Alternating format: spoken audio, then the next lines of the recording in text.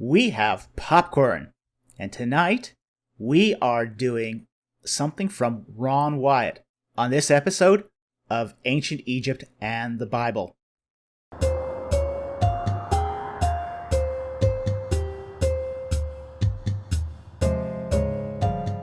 Today, we are doing a video, Joseph, the Architect of the First Pyramid and How the Pyramids Were Built, by Ron Wyatt. Now, the reason why I've chosen a video by Ron Wyatt is one of the things since starting this channel on Ancient Egypt on the Bible is I get a lot of people who come on my channel and defend Ron Wyatt. Now, we're not going to really touch on, say, the fraud aspects of what Ron Wyatt did. But we are going to look at the content of this video and analyze it. Now, Ron Wyatt was born in 1933 and he died in 1999. And he was professionally a nurse anesthesiologist. So he has no credentials in archaeology or biblical languages or anything related to the ancient Near East. He more or less did this as a hobby and became sort of an explorer adventurer.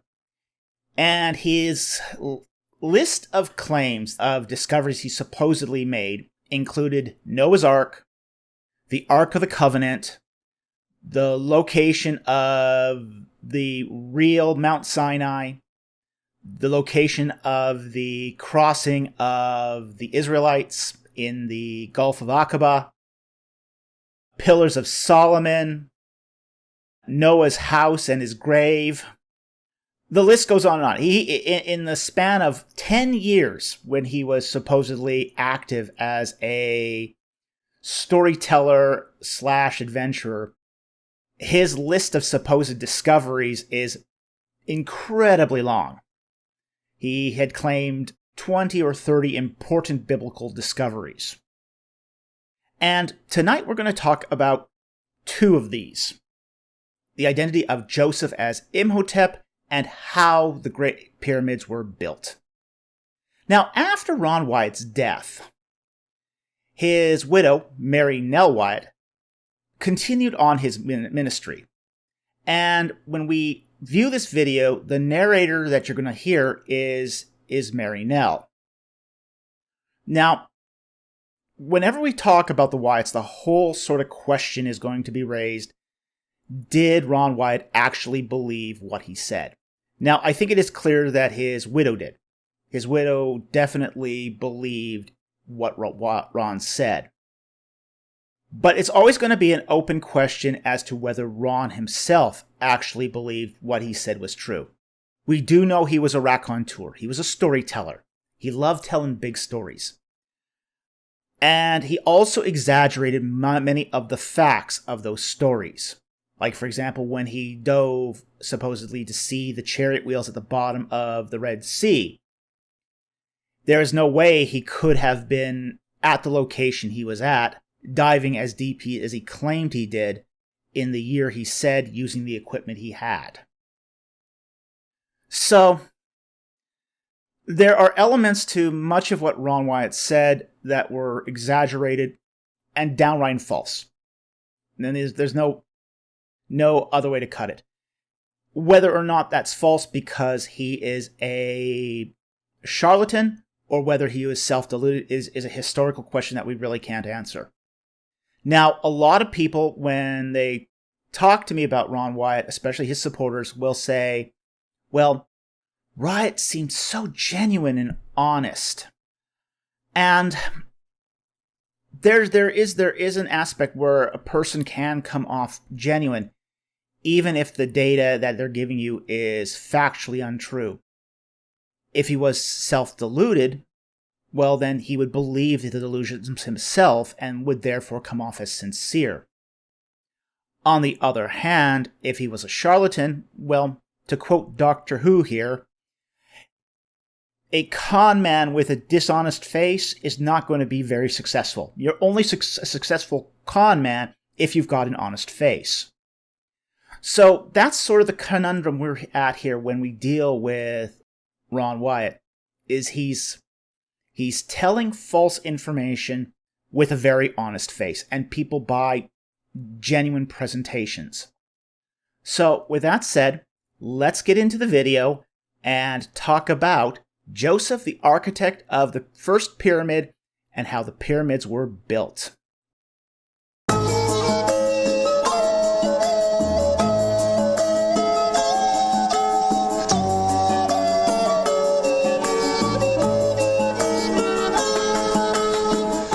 One of Ron Wyatt's favorite subjects That's Mary was Nell how narrating. the pyramids were made. His interest was increased by the fact that he learned that Imhotep was the architect of the first pyramid as well as the first to use stone columns. That so far is true. Imhotep was the first architect of a pyramid, and he is the first person, as far as we know, to use stone columns. So that much is true. Now, it is pronounced Imhotep, not Imhotep, but that's a quibble. In our video on Joseph, you can see all the evidence which shows that Imhotep was the biblical. Okay, Imhotep is not the biblical Joseph. Let's just get that on the plate right now. Imhotep lived around 2600 BC. Joseph lived around 1600 BC. It's a difference of 1,000 years. They're not even close. And the stela that she just showed in the background, which ascribes to Joseph a famine of 7 years, also was written during the Ptolemaic period, specifically during the reign of Ptolemy V by the priests of Khnum. And that particular stela dates to about 200 BC. So again, that testimony is 1400 years after the events of Joseph. Biblical Joseph of the 7 years of plenty and 7 years of famine, as well as being one of the children of Jacob, whose name was changed by God to Israel. A study of the earliest civilizations shows that they were not without skilled knowledge of building. It was Ron's belief that these early civilizations were the recipients of pre-flood knowledge passed down from the family of Noah, and that knowledge was slowly lost as time progressed. I wouldn't say it was lost as much it was obscured. Those skills just became less and less valuable over time. And in the case of, say, building pyramids out of stone, the technology used for those was still used into, say, the 1st and 2nd centuries. Part of the reason why is those technologies were used in the building of temples that continued on right into the Roman period. Even today, we could not replicate their building of the massive pyramids. That's not true. We could easily replicate the building of the massive pyramids. In fact, we could do it easier today. We just can't afford to. It's just too expensive. And frankly, it was really, really expensive back then. The building of the Great Pyramid by King Khufu almost completely bankrupted the country. It took the entire financial resources of Egypt to build that pyramid. So could we build another pyramid today like this? Oh, absolutely. Sure, no problem. Technology is still known. We could still do it. And we could even do it with the methods they did it. Or we could use modern methods, but it would still be prohibitively expensive. And that's the reason we don't do it, is cost. Yet there were a number of early civilizations which built these massive constructions. So how did they do it? It's a question that has been asked down through the ages. Over the years, I've had quite an interest in archaeology and also ancient history, which of course has to do with archaeology. So I ran across this statement in the Greek historian's writing, his name's Herodotus, that described how these were built. Oh boy. And it says the method employed. Yeah, Herodotus is not a great source. And much of what he did was influenced by Greek culture. So he's not a great source for a lot of this information. Was to build it in steps, or as some call them, tiers or terraces. When the base was complete, the blocks for the first tier above it were lifted from ground level by contrivances made of short timbers. On this first tier there was another, which raised the blocks a stage higher, then yet another, which raised them higher still. Each tier or story had its own set of levers, or it may be that they used the same one, which, being easy to carry, they shifted up from stage to stage as soon as its load was dropped into place. And then... Okay. Now, when Herodotus is talking about contrivances here, he's talking about a sort of a pulley system. This has been recently shown by Roland N. Marsh, who basically has more or less proven that they were able to lift these blocks across great vertical heights using basically two sort of poles and ropes that were essentially sort of levered to drag the stone up. So we pretty much know how they get it up higher levels now. I was reading an archaeological magazine that told about the sunboat that they had found by the pyramid, and that they had found a lot of wooden things in there. Some of them would not fit on the boat after they got the boat completely. That's like taking apart a watch and putting it back together and discovering you have a leftover screw. That's that's not showing that there's an extra mechanism here. That's showing that our modern conservators aren't completely sure how to reconstruct these things. That's really all that is. I mean, when you take apart a watch and you put it back together, unless you know how that watch works and where everything belongs, it's really, really easy to omit a screw. These sunboats were more or less taken apart and buried along the side of the pyramid. So modern conservators are having to reconstruct these boats, not always knowing where all the pieces fit. So the extra pieces is like having an extra screw. Finished, they had these things left over. They didn't know what they were used for, so they put them in storage. As it turns out, those were timbers from these pyramid building machines. And then in the hieroglyphics, that's Saqqara, they had some bas relief hieroglyphics that showed the... Okay, those are not timbers. That hieroglyph there is not a part of a mechanism of a pyramid building machine. That hieroglyph is actually a throne. It's actually a throne. It's the hieroglyph set. And it basically means a throne. It's a portion of, it's a block throne, and it was a block throne that was used to symbolize the divinity and royalty. So that's what that reads. It's the setu, thrones, those three blocks, thrones put together. Working mechanism of this machine. Yeah, it's not a machine. What you see here is an entrance marker to part of the tomb complex of Onias. Unis or Wenis, but not Onias. That's not a proper reading of that name. That's the Greek reading, but Greeks kind of butcher names. One of the third. And the interesting things about Unis as well is that his pyramid was actually not made of stone, but mud brick.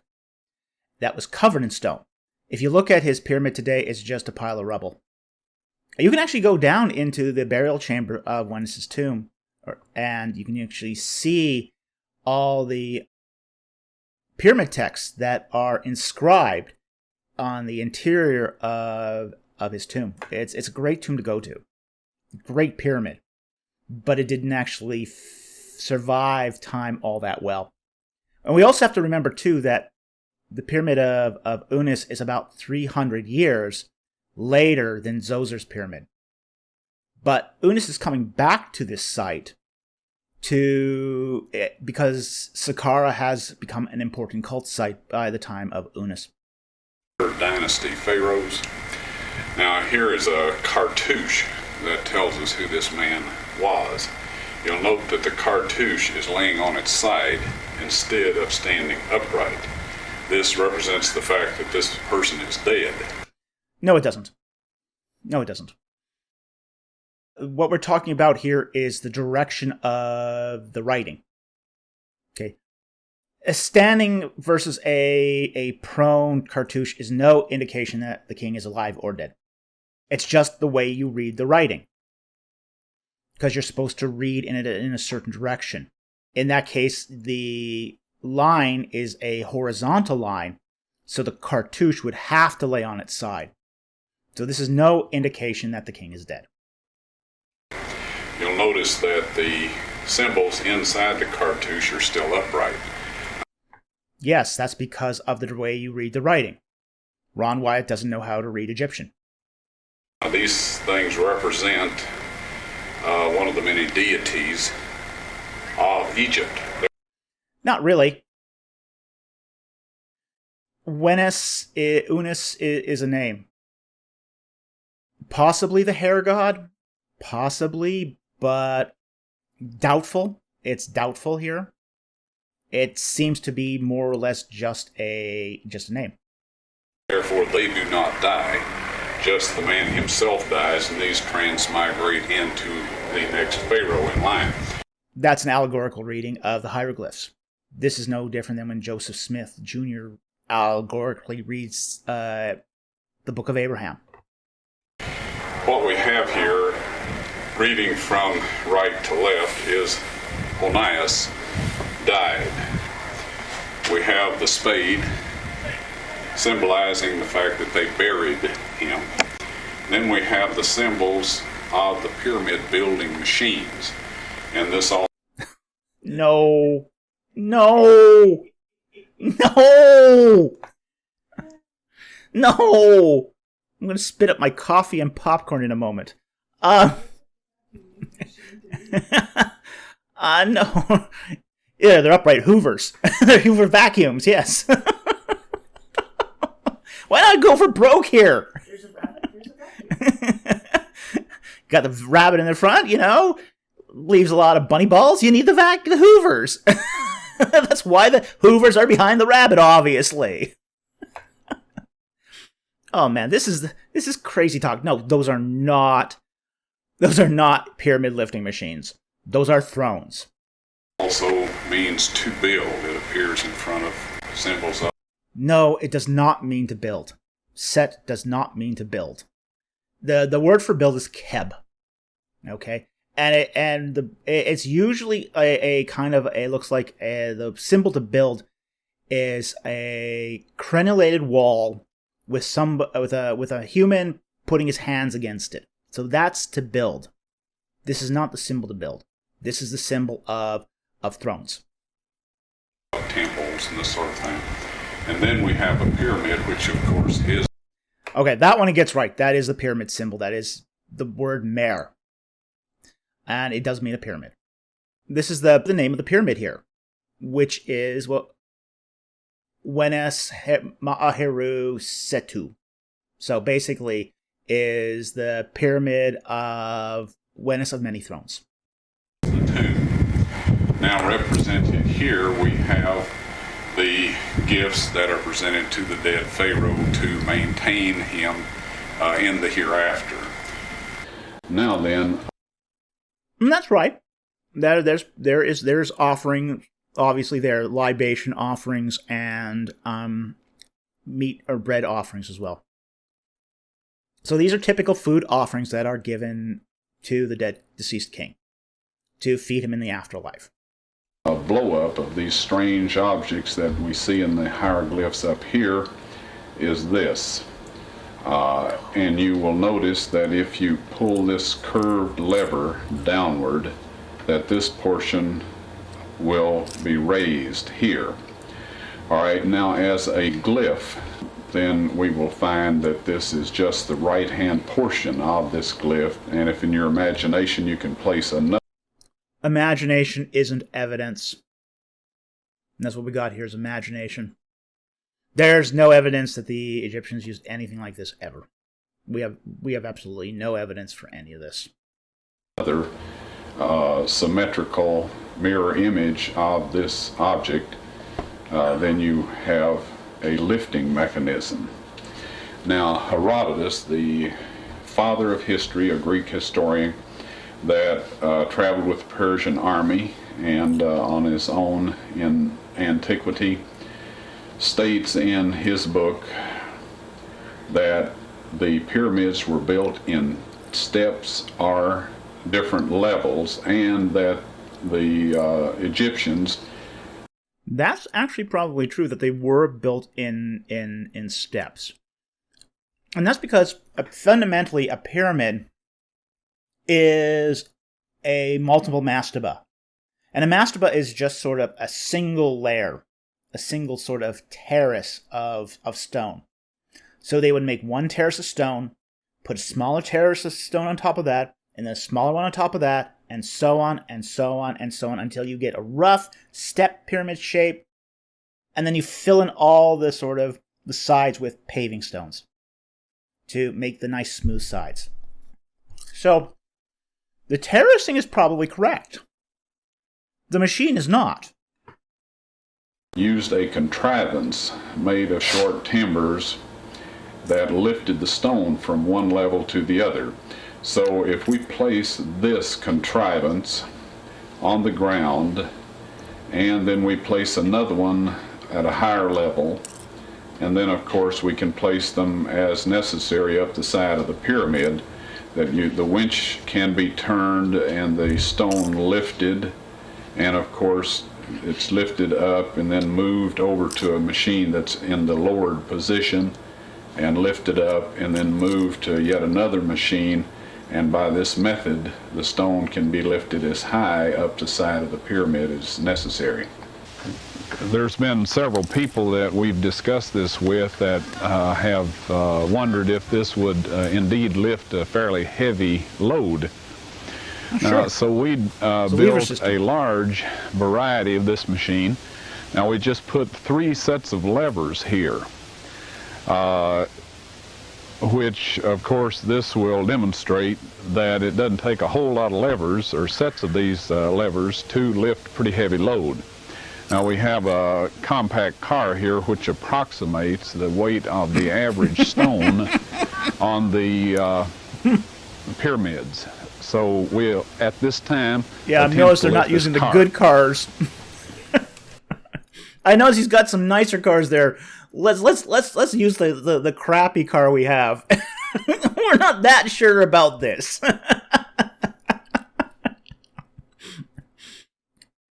Now, we do have to keep in mind, though, that cars are a lot lighter than these stones. Some of these, especially, say, ones on the lowest level of the pyramids, weigh about 200 tons. So, that's going to matter here. A lot of extra, say, levering would have to have been done to get this to work. I don't think the Egyptians went to that trouble. We do have these ostraca for when they moved other items, like obelisks. Now, obelisks are a lot heavier than the stones used in pyramids.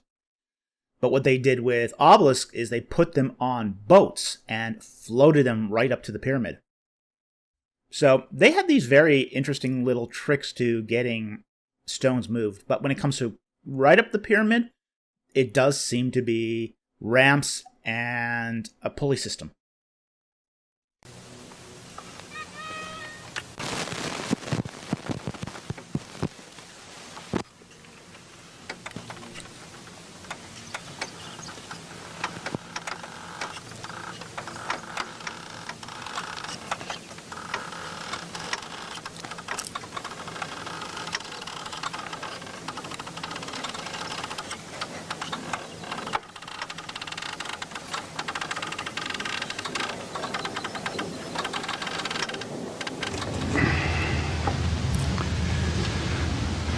Okay, you have seen a demonstration here that this machine will indeed lift a fairly heavy load. Now, an engineer that I Ford asked Pinto. to do a little study on this and give me an idea of what the maximum I'm sure capabilities I'm sure the Egyptians did a lot of lifting of Ford Pintos back then.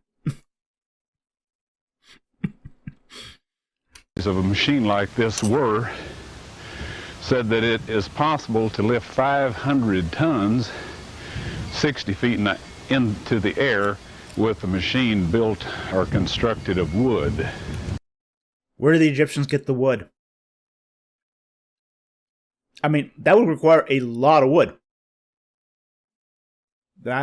Egypt didn't have a lot of wood. Wood was scarce. Was very scarce. You know, they had to import wood often to meet building requirements for, say, temple roofs. You know, we have the tale of Wenamun where he actually has to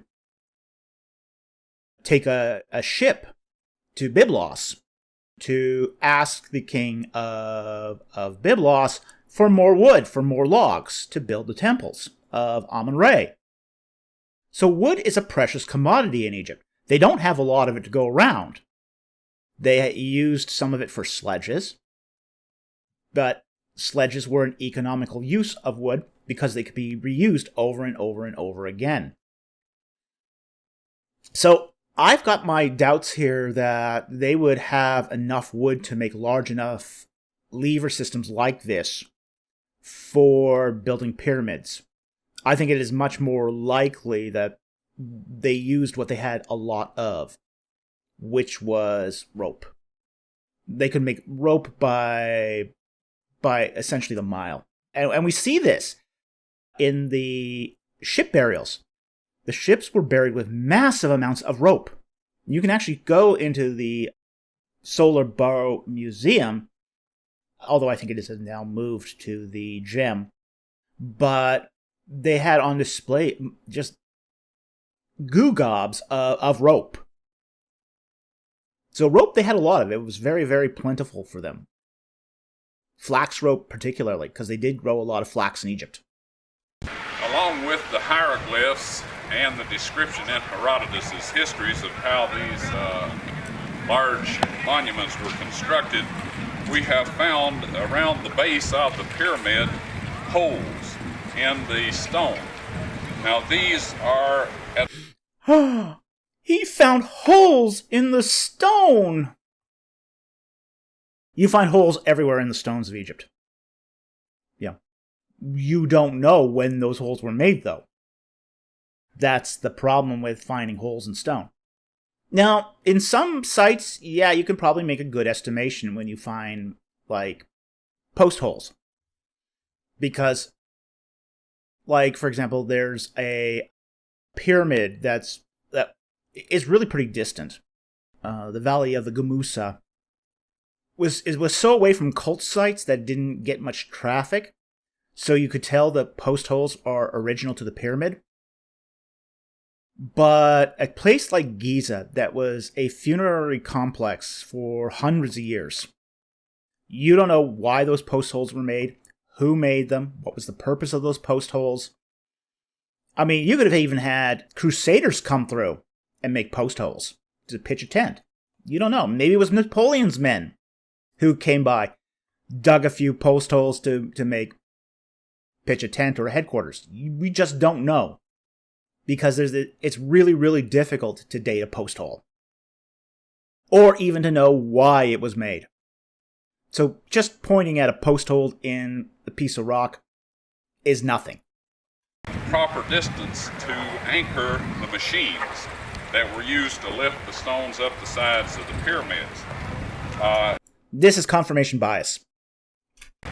There's a cluster of these holes in this particular area, and the multi-lift machine was anchored here and over to the south of this area. This is where the stones for the burial chamber itself were lifted up.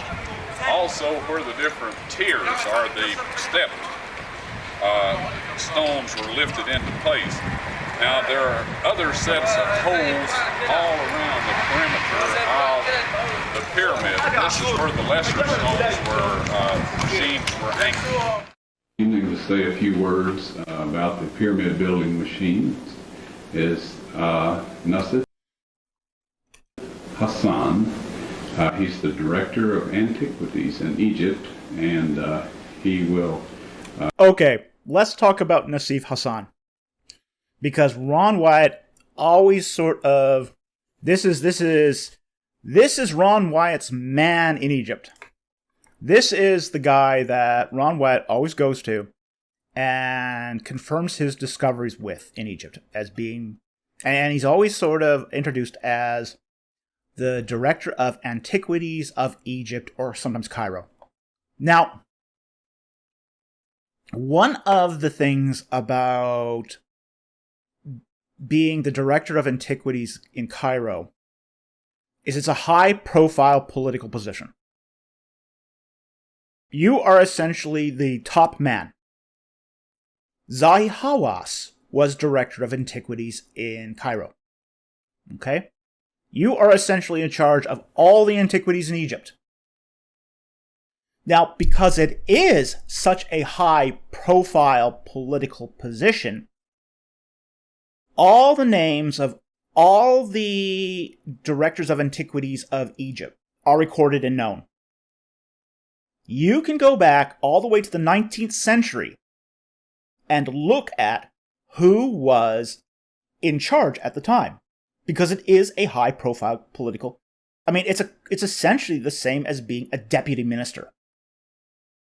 Or in, say, the American context, a member in the House of Representatives.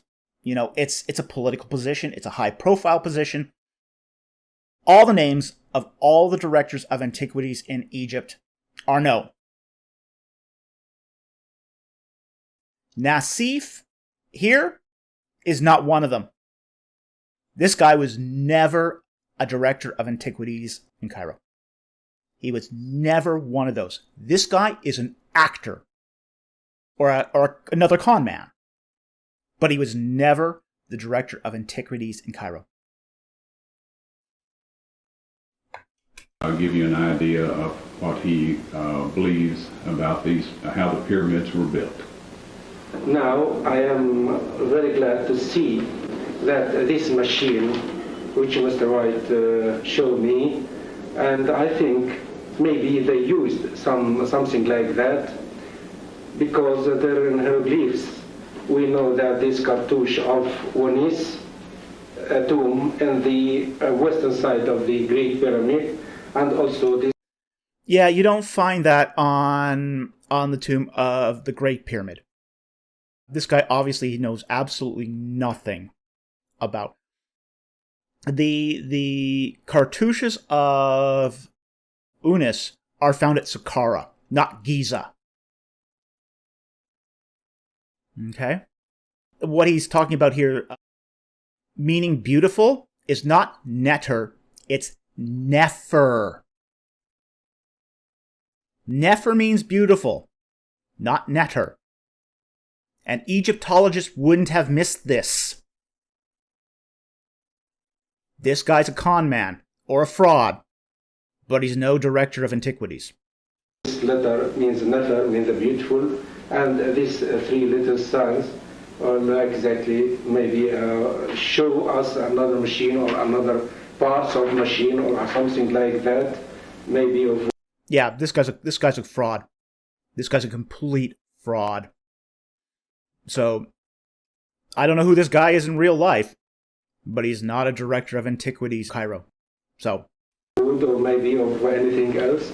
And when I read about this machine which they used, I think it is suitable for left each block for a stage to another, and they use many machines in order to lift these blocks of wood, and it is suitable for huge blocks of granite and for limestone, and the treatment which... Is this guy a structural engineer? Does he know that?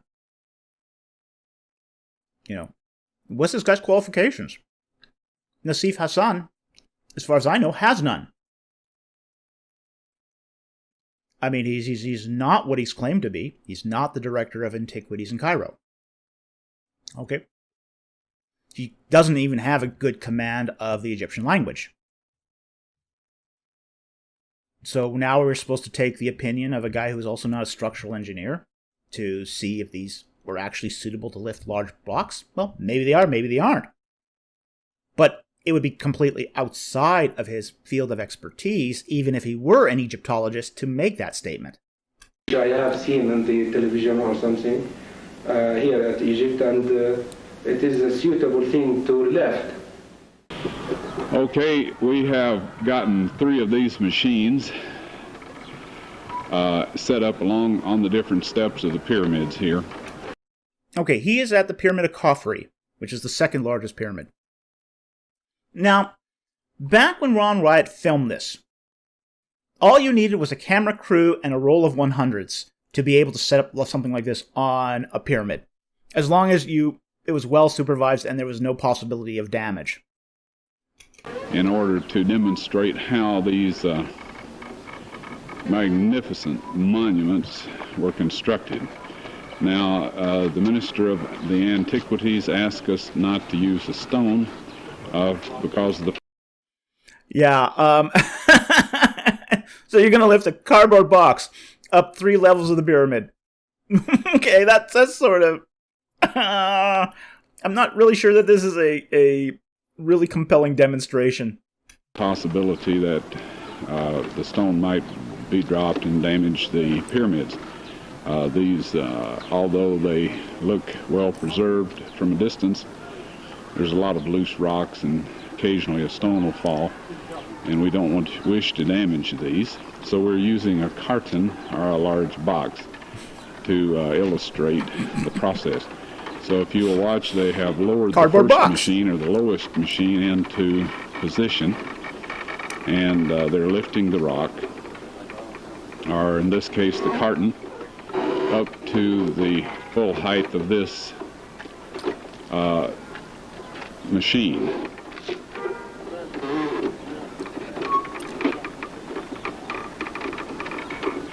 Now, of course, when the pyramids were new, you didn't have the ragged stones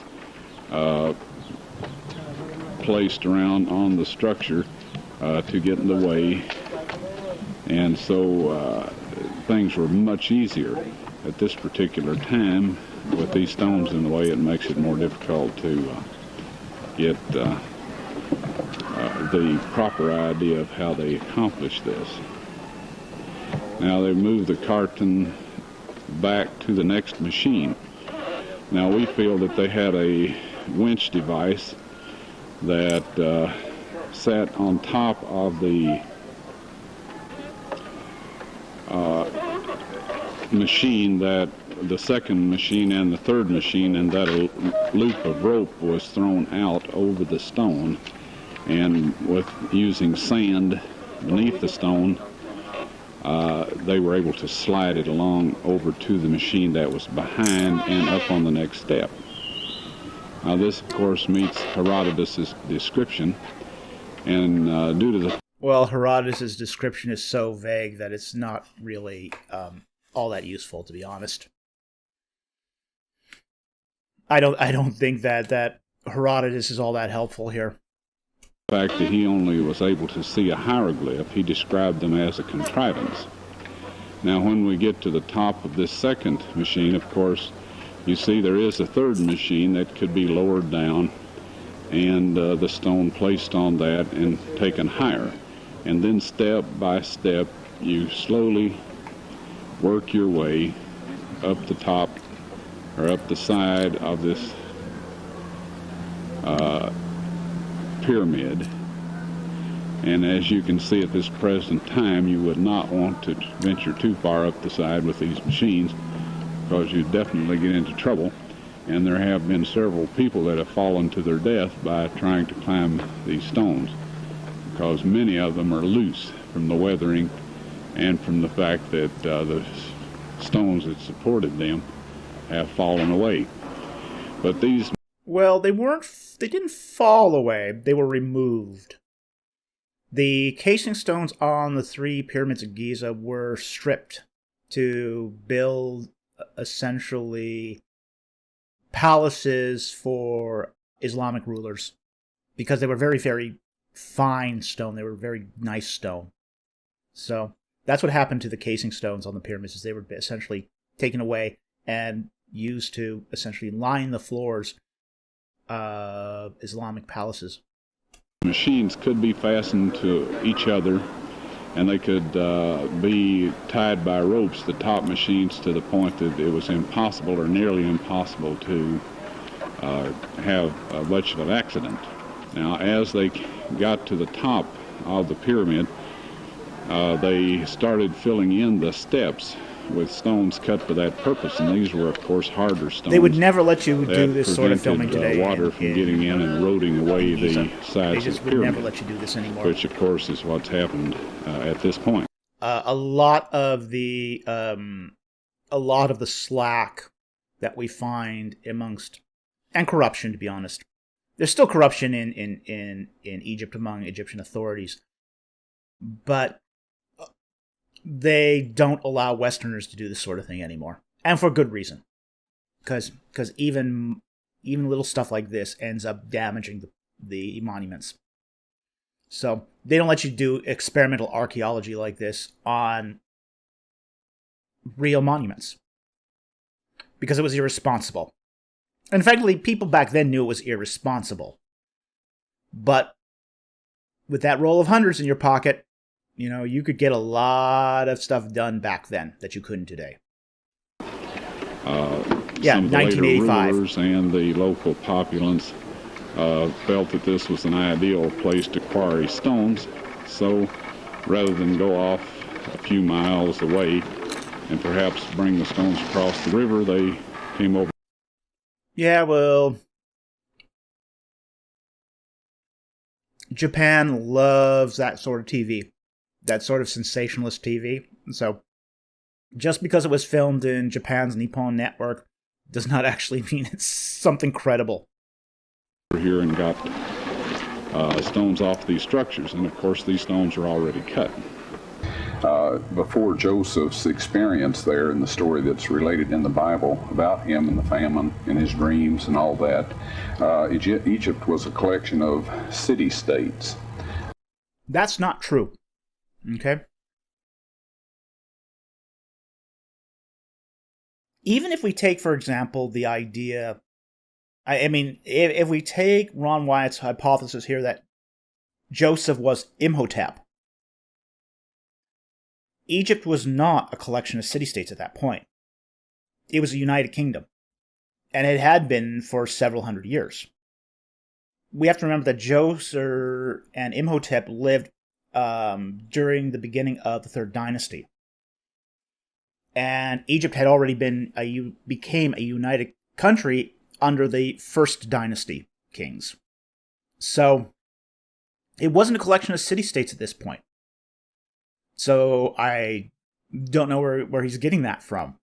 Now, if we do take, say, the 17th century view of Joseph being contemporary with the Hyksos kings, well, you do have, say, the country divided between the Hyksos, the Cushites, and the Theban Egyptians. But even then, it's still not a collection of city-states. So I think what Ron Wyatt is saying here is complete nonsense. It's ahistorical. With very little, if any, political affiliation. And when the famine was over, and the 7 years, during that 7 years, this Pharaoh Djoser was elevated to the most wealthy individual in the world because this famine. Well, again, this is historical reconstructionism. It's clear from the stela at Elephantine that the priests of Khnum were doing that to establish their primacy there. We don't actually know if Djoser had undergone a famine of 7 years. You know, that's just something that is unknown in the historical records. And we don't know, just because you're talking about, say, 2,400 years between the reign of Djoser and the time when that stela was written. So, again, this is empty supposition, really. Extended up into Canaan. As you know, Jacob had to send his sons down to get food. And so anyway, suddenly this man just had beaucoup gold and everything else. And it appears that he wanted to be immortalized, in stone. A lot of people do that. Yeah, that's not really how it works. It wasn't that they were being immortalized with stone. They were creating proxy bodies that they could use to be fed spiritually, because we have to understand that the Egyptians were terrified about famine. And that's because food was scarce in Egypt, even in Egypt. Chronic starvation was common even among the upper classes. From the examination of mummified remains, which basically represent your upper classes. Poor people weren't mummified. Only the wealthy were mummified. Among mummified remains, we find that 30% of mummies had undergone bouts of starvation. So, this is very, very a common fear across all social strata in ancient Egypt. So, because that fear of hunger was so prevalent across Egyptian culture, the carving of your body in stone was to provide your spirit a proxy body to return and be fed so you wouldn't starve in the afterlife. They build big buildings and that sort of thing. So anyway, he went to Imhotep. He was commissioned to build a memorial that would last and perpetuate or immortalize the memory of this Djoser. Yeah, it wasn't about the immortalization of memory. I think that's really sort of under... It's basically downplaying what the real function of these temples and tombs were, which was to feed the dead. Ron was not trying to figure out how the pyramids were built. He had studied ancient history and was familiar with what Well, if he's not trying to figure out how they're built, why go through all this? Herodotus had written when he first went to Egypt to see the step pyramid. When he saw the hieroglyph at Onias's tomb, God revealed to him its interpretation. Ooh! Ooh! Oh! Okay, we got a problem here. One of the things that I think is really sort of sends chills down my spine. It sends chills down my spine every time I hear somebody say, these secrets were hidden for millennia, and then God revealed them to me, or God revealed them to him.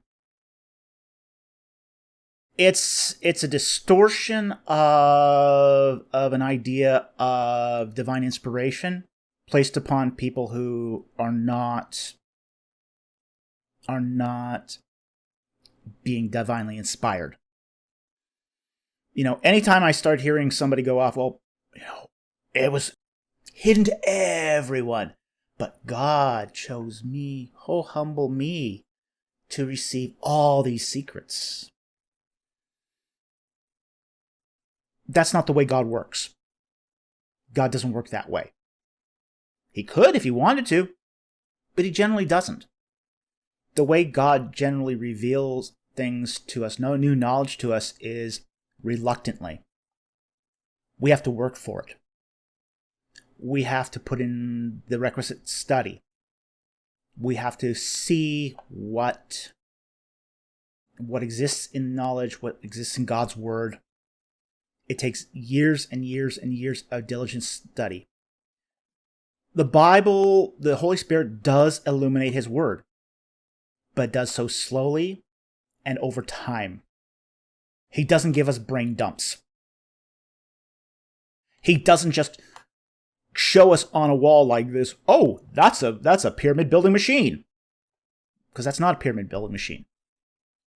We've got enough examples of this hieroglyph across Egyptian literature to know exactly what it is. The glyph is used on thrones all over the place. It's used on thrones with throne-related words. It's everywhere. It's even in, say, the names of deities like Set, like Isis. Isis uses this hieroglyph. So I think this is really, really dangerous when we start giving, say, prophetic credence to somebody who's a charlatan and a huckster. This is incredibly dangerous. And I think this is where I sort of lose the idea that this was a guy who's just deluded, and sort of more move it towards a line that this was a guy who was telling a yarn and then maybe believing his own yarn later on as more he tells the lie. And we can get into that state psychologically, where we start repeating a lie so often that we start actually believing it. And I think that's what's happening here, is a lie is getting repeated over and over and over again until it's being believed by the very person who's speaking it. Just as God had given Joseph the interpretation of Pharaoh's dream. Yeah, this sort of parody here. There's this equality. Oh, God's message to Joseph is equal to God's message to Ron Wyatt. That's incredibly presumptuous. Incredibly presumptuous. And, quite frankly, wrong. I believe without a doubt he gave Ron insight in the same manner and showed him how the pyramids were built. And he revealed to him how to make the simple device, just as he had revealed to him the grain pits of the... Okay, that's not a grain pit. I know in another Ron Wyatt video, they tried to take these large pits and equate them to grain silos. And the idea is they fill up with grain, and then there's a passage underneath where people can collect the grain. Well, they're not grain pits. They're tombs. What do we find at the bottom of these? We find a sarcophagus. That's what we find at the bottom of these. Sarcophagus, broken pottery, human remains. And this is one of the very famous tombs of one of the high officials under Unas. I've been to this tomb. I've seen it. You can look straight down and you see at the very bottom a sarcophagus. Because these were tombs. They're deep pit tombs. That's what they were. They weren't grain silos. And they're completely inappropriate for grain silos anyway, because they're swelteringly hot during the day and freezing cold at night. The way Egyptians stored grain and other food stores is they stored them in mud brick silos. And they stored them in mud brick silos because they were cool in the day, warm at night. You see, if you have high temperature fluctuation, your food spoils. You want to keep a moderate temperature, just like a larder. Just like a larder.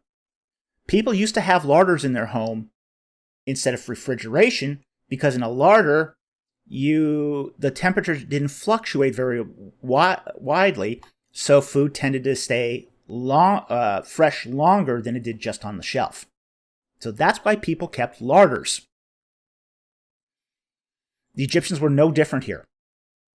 They used mud brick silos to store food because it provided a constant temperature, so they stayed fresh longer. These pits are sweltering hot. They're ovens. Ovens in the day, freezers at night. That wide swing a temperature would have caused the grain to just decay. And not to mention the rats would have been a real issue too. I mean, let's face it. You just pour loose grain down there? Oh yeah. The rats would have made short work of that grain, I'll tell you.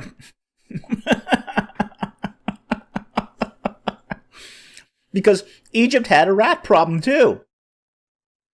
Egypt had a pest problem. You would have had birds, you would have had rats in there. There would have been no end to the pest problems. Yeah, you're creating a pest paradise here if you're just filling these pits with grain. So, no. Not to mention the insects. And Egypt has lots of insects. Ugh. You would have had flies, weevils, scorpions in there. You know, it would have been just a nightmare to make these into grain pits. This person obviously doesn't even know anything about, agriculture either, to see that this would not have been viable. 7-year famine. When it was God's time to reveal the things he had hidden for thousands of years to the fallen world, like Samuel and Isaiah, when God called, Ron answered, "Here am I, send me." Yeah, this making Ron Wyatt into someone pious is very problematic. Because here's why it's so problematic.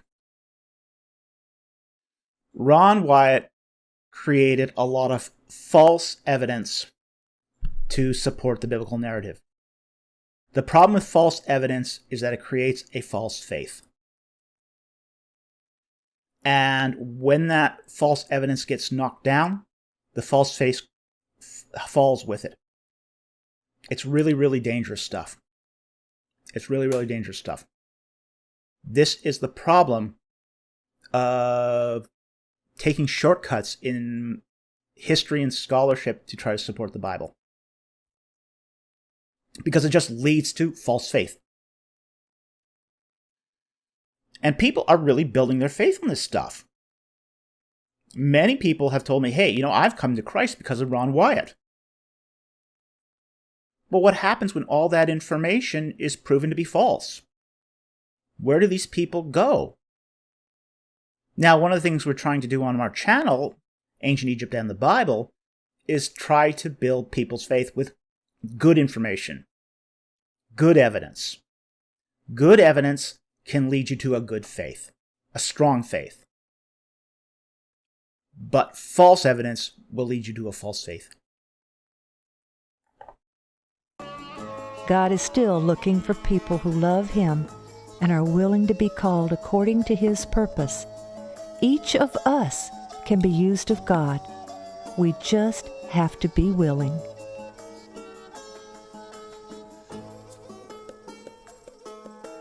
And we got an ad at the end here.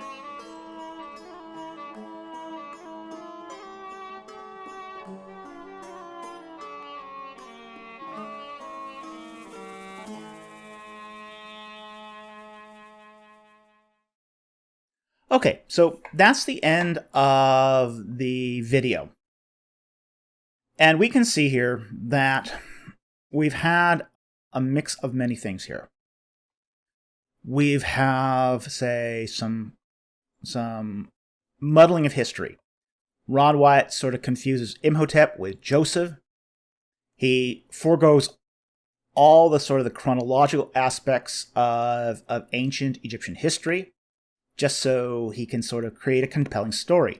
Now, one of the things about Ron Wyatt that we really, and frankly, his widow, Mary Nell, also is a very good narrator. She is an excellent narrator. But one of the things that they are doing is they're trying to make history. They're trying to make history exciting, lurid. Lurid's the right word. They're trying to make history lurid, because real history is sometimes kind of dull. So, yeah, okay. Abraham Lincoln, the story of Abraham Lincoln is dull. It's not so dull if you throw in vampires. Pride and Prejudice is a kind of a dull book, until you throw in zombies. You can spice up any story by adding elements of the fantastic. The way Ron Wyatt does this is he combines elements across Egyptian history to try to create a compelling story. But the problem is, Ron Wyatt's version of how the pyramids were built, and that Joseph was Imhotep, is about as historical as Abraham Lincoln Vampire Hunter.